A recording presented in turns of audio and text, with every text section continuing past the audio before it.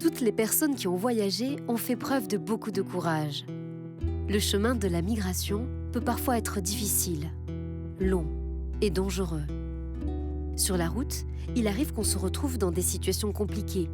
Tout ne se passe pas toujours comme prévu, tout cela est très fatigant pour le moral. C'est normal de ne pas se sentir bien dans sa tête et dans son cœur. Certaines personnes ont des problèmes médicaux. Si vous êtes dans ce cas, vérifiez si une assistance médicale peut vous être fournie. Certaines personnes sont tristes et ne se sentent pas bien. On peut ressentir beaucoup de choses, avoir peur de l'avenir. D'autres personnes n'arrivent pas à chercher un travail, travailler ou s'occuper des enfants, car la tête est remplie de moments difficiles. Certaines personnes n'arrivent pas à dormir, ont des cauchemars. Quand on a vu et vécu beaucoup de choses, cela peut rester et tourner dans l'esprit. Cela peut être des violences verbales, physiques, psychologiques, sexuelles, abus, vécus directement ou en tant que témoin.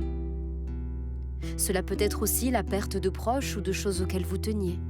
Certaines personnes ont honte de rentrer, culpabilisent, ont l'impression d'être en échec, peur d'être rejetées par la famille et la communauté. La peur de se retrouver avec les mêmes problèmes qu'on avait voulu quitter peut provoquer beaucoup d'émotions. On peut sentir de la colère, un mal-être, de la tristesse et même pleurer. Certaines personnes n'arrivent pas à se sentir bien avec leur entourage qui n'a pas connu les mêmes choses et ont envie de s'isoler. On peut continuer à sentir l'insécurité et la solitude. Certaines personnes peuvent malheureusement trouver refuge dans l'alcool ou les drogues pour faire face à leurs difficultés. Heureusement, on peut aussi guérir tout cela. Il ne faut pas rester seul avec ses problèmes. Chacun de nous a des compétences pour faire face aux situations difficiles. Mais parfois, on ne sait pas qu'elles sont là et on a besoin de soutien pour les utiliser. Des personnes sont là pour vous aider à vous sentir mieux. Cela peut vous soulager car il n'est pas toujours facile de raconter son parcours à sa famille ou à ses amis. C'est le métier de certaines personnes comme les psychologues de savoir écouter. Tout ce que vous leur dites est confidentiel et ne sera pas jugé. C'est vous qui choisissez ce que vous voulez raconter. On peut aussi avoir de l'aide d'autres services de santé pour des médicaments qui aident à supporter tout ça.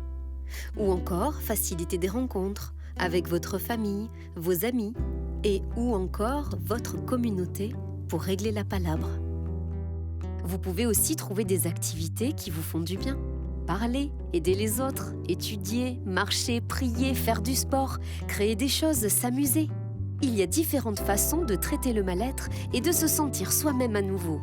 Pour se sentir mieux et faire face à l'avenir, c'est à vous de trouver ce qui vous convient le mieux pour commencer votre futur chemin, le cœur, le corps et la tête plus paisibles.